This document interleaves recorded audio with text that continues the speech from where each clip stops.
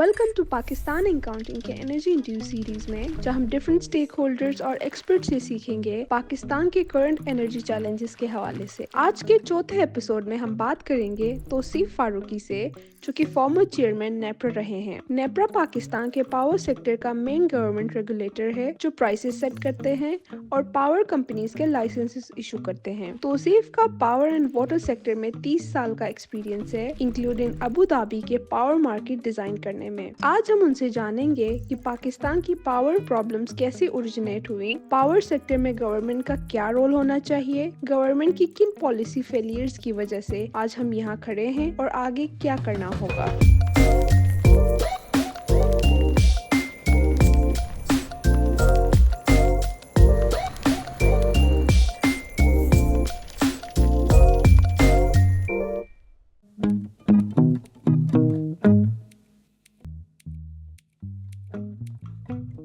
I started my career from बॉबडा। उससे पहले इलेक्ट्रिकल इंजीनियरिंग की थी। पहले 3 साल मैं टेक्निकल साइड पे काम किया और फिर आहिस्ता आहिस्ता मैंने टेक्नो कमर्शियल साइड पे आ गया। Projects, tender document, tender preparation, tender floating, evaluation. फिर 2 साल की स्टडी लीव लेके बॉबडा का मैं पहला इंजीनियर हूँ जिसको एमबीए के लिए छुट्टी मिली।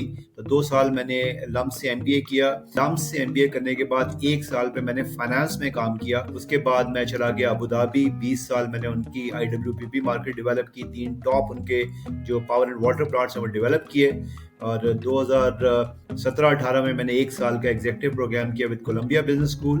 2019 में जब they were looking for chairman NEPRA, तो डॉक्टर इशरत ने मेरा इंटरव्यू किया and I was chosen among all the Pakistanis all over the world.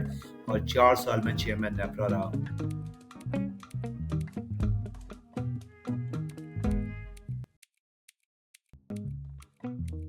NEPRA का जो काम है वो प्राइमरीली 4 काम करता है। एक ये जो भी इस मुल्क में ग्रिड से कनेक्टेड होता है उसको लाइसेंस देता है, ये चाहे वो जनरेशन एक्टिविटी हो, ट्रांसमिशन हो या डिस्ट्रीब्यूशन हो। फिर उसके बाद उनको टैरिफ देता है और उसके बाद जिनको टैरिफ मिल जाता है और जो प्लांट्स लगा लेते हैं तो फिर उनकी मॉनिटरिंग एंड एनफोर्समेंट करता है कि जो उनके लाइसेंस और टैरिफ टर्म्स एंड कंडीशंस थी उनको कंप्लायंस कर रहा है कि नहीं कर रहा। और उसके बाद फाइनली हमने एक कंज्यूमर अफेयर्स डिपार्टमेंट बनाया हुआ है जो कि पाकिस्तान के सारे डिस्कोज को एंड इंक्लूडिंग केई 10 डिस्कोज और केई को उन पे एक वॉच डॉग है। और सारे जितने पाकिस्तान में जहाँ पे डिस्कोज के हेड ऑफिस हैं वहाँ हमारा ऑफिस है। तो ये मेन काम है उनका।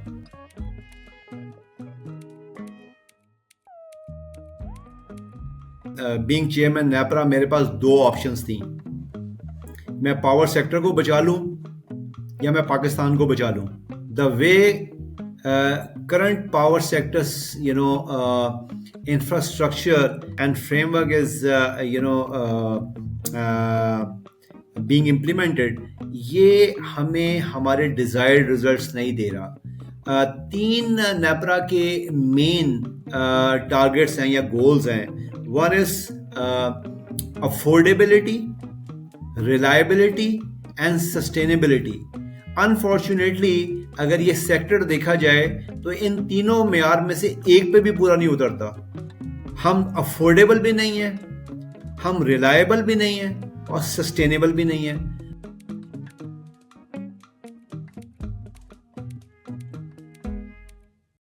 रेगुलेटर का वहाँ ये काम था कि वो गवर्नमेंट को ये बना के देता था कि ये जो मुख्तलिफ टेक्नोलॉजी से आपने ऑयल पे, गैस पे या रिन्यूएबल एनर्जी ली है उसका बास्केट टैरिफ क्या होगा सबको मिला के जितने यूनिट जिससे प्रोड्यूस हुए। उसके बाद ये गवर्नमेंट की जिम्मेदारी होती है कि वो कितना उस पर सब्सिडी देता है जिनको ज़रूरत है, जो कि नीडी हैं, और या किस पे सरचार्ज लगाता है कि अगर कोई समझ ले उनके नज़र में कोई ज़्यादा एफ्लुएंट क्लास है तो उस पर। तो this has nothing to do with NEPRA. Generally एक मिसकंसेप्शन ये है कि प्राइस जो है हम कम या ज़्यादा करते हैं।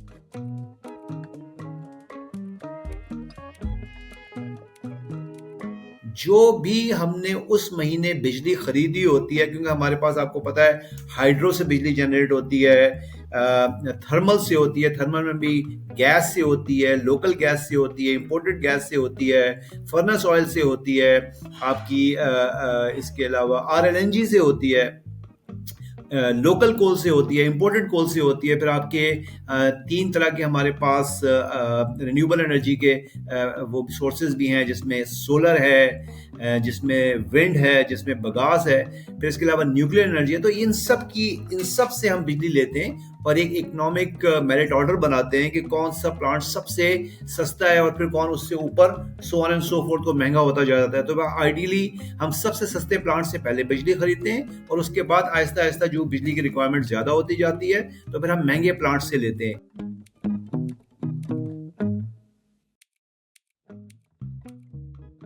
कि हमने सारे कॉन्ट्रैक्ट जो है डॉलर्स में किए, विच इज़ नेचुरल, दुनिया में ऐसा ही होता है। और हमने जो गलती की वो अपनी जो प्रोजेक्शंस की ग्रोथ की वो बहुत ही एग्रेसिवली की 6-7% पे। We didn't even grow by 2% on average. तो उससे ये हुआ कि we have now excess capacity, और वो एक्सेस कैपेसिटी भी जो हमने लगाई हुई है वो इंपोर्टेड फ्यूल पे लगाई हुई है। और उससे बड़ा, सबसे बड़ा जो किलिंग फैक्टर है वो ये कि हमने वी केप्ट ऑन डेप्रिशिएटिंग रूपी अगेंस्ट डॉलर्स। अब आप ये देखें, और हमेशा ये कहा जाता है कि जो उससे एक्सपोर्ट्स बढ़ेंगी, नॉट रियलाइजिंग कि हमारी इंपोर्ट्स 2 या 3 गुना ज्यादा है एक्सपोर्ट से, और सारे ये कॉन्ट्रैक्ट्स जो हैं वो आपके डॉलर बेस्ड हैं। तो जो ही आप टिंकरिंग करते हैं, रुपी को डीवैल्यू करते हैं बाई 10%, तो आप एक मेमथ साइज जो है ना वो ऑब्लिगेशन बढ़ जाती है ऑन दिस साइड। तो आज से इवन जब मैं आया हूँ अबू धाबी से ईयर 2019 में, तो रुपी वाज लाइक 130 और समथिंग, और आपकी for example imported coal was $50 per ton. ये बड़े आराम से अफोर्ड हो रहा था। पर जब आप 300 प्लस ले गए, आज 278 पे शायद है आपका डॉलर, तो और imported coal at one point in time बढ़ के $581 पर टन हो गया पाकिस्तान में लैंडेड कॉस्ट। तो जब इतनी ड्रास्टिक आपकी जो करेंसी डीवैल्यू हो जाएगी और इंपोर्टेड कोल पे आपने प्लांट्स लगाए हैं वो वैल्यू बढ़ जाएगी, तो हाउ वुड यू सस्टेन? तो ये सारी प्रॉब्लम्स हैं। ओवर कैपेसिटी, इंपोर्टेड फ्यूल पे सारा लगाना, टेक और पे पे लगाना, वो तो खैर दुनिया में आईपीपीज में जनरली ऐसा ही होता है। और सबसे ज्यादा रुपी डीवैल्यूएशन जो है, that is the real killing combination that we had.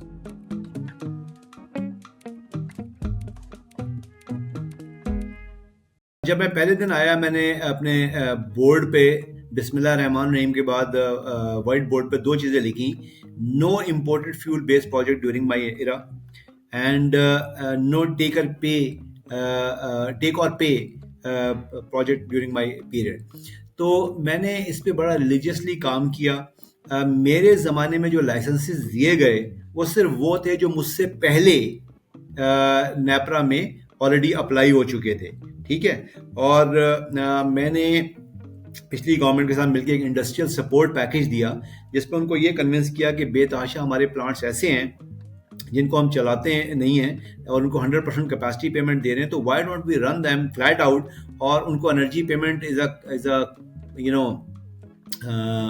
आप कह रहे हैं हमारे लिए तो संक कॉस्ट है, तो उनको हम वो दे दें और एनर्जी कॉस्ट पे हम अपनी यूनिट दे दें।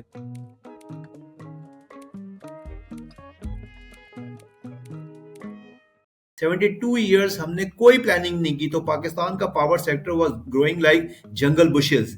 तो कभी ये बूम, कभी बस्ट, क्योंकि हमें पता ही नहीं होता था हमारी रिक्वायरमेंट। तो पाकिस्तान में पहली दफा मैंने IGCEP दिया, indicative generation capacity expansion plan, और ट्रांसमिशन सिस्टम एक्सपेंशन प्लान।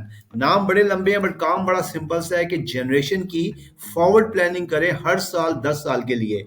1-2 साल 3 साल जो है वो आप समझ लें फर्म्ड अप है 1 साल, और आगे जो है वो जैसे आप बजट अपना देते हैं कॉर्पोरेट वर्ल्ड के अंदर, तो 5 साल का देते हैं, अगले 4 साल जो है ना वो रोटेशन बेसिस पे फिर वो फॉर्म अप होते रहते हैं।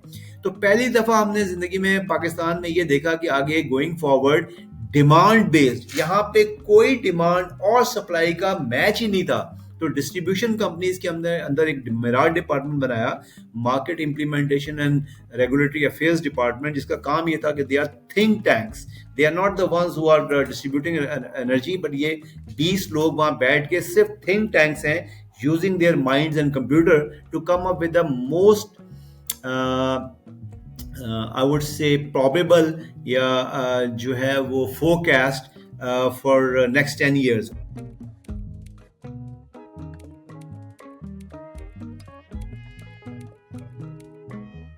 बहुत बड़ा इनिशिएटिव मैंने पाकिस्तान के पावर सेक्टर में लिया. It's called CTBCM, competitive trading bilateral contracts market. नाम अगेन बड़ा लंबा है बट काम बड़ा सिंपल है कि गवर्नमेंट के हाथ से लेके जो बाइंग एंड सेलिंग है, जो अभी हमारा multi seller single buyer model है जिसमें जितने मर्जी प्लेयर्स बेचने वाले हो, खरीदने वाली गवर्नमेंट ही है थ्रू सॉवरेन गारंटीज, वो खत्म किया जाए और B2B सेल्स की जाए कि अगर आप खरीदना चाहते हैं, मैं बेचना चाहता हूं, तो मैं और आप आपस में टैरिफ तय करें. Government should not poke its nose in this affairs.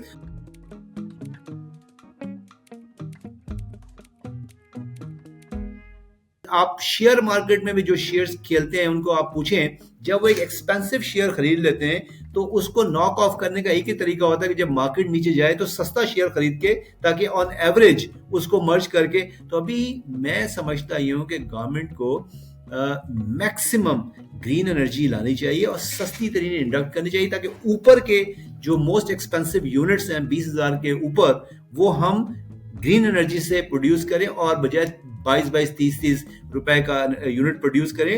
ये 10 रुपीज इवन कैपेसिटी पेमेंट उसमें बिठा के भी हमें देनी पड़े, स्टिल दैट इज वायबल.